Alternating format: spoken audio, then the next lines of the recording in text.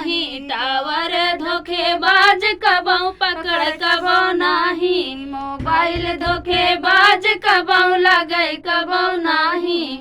सोने की थाली में जवना परोसे, सोने की थाली में जवना परोसे, बलम रंग बाज कबहू जेवई कबहू नाही, बलम रंग बाज कबहू जेवई कबहू नाही, मोबाइल धोखेबाज कबहू लगई कबहू नाही, मोबाइल धोखेबाज कबहू लगई कबहू नाही।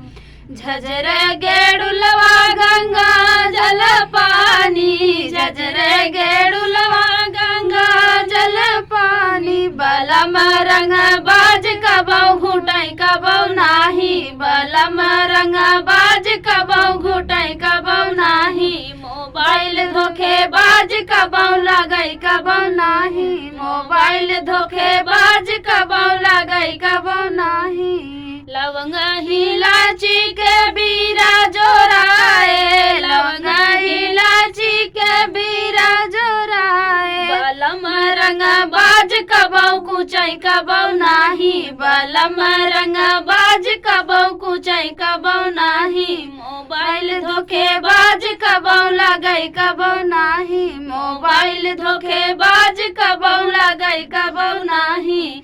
बेला चमेली कैसे जा लगाए, बेला चमेली कैसे जा सजाए, बलम रंग बाज कबहू सोई कबहू नाही, बलम रंग बाज कबहू सोई कबहू नाही, मोबाइल धोखेबाज कबहू लगई कबहू नाही, टावर धोखेबाज कबहू पकड़ कबहू नाही, टावर धोखेबाज कबहू पकड़ कबहू नाही।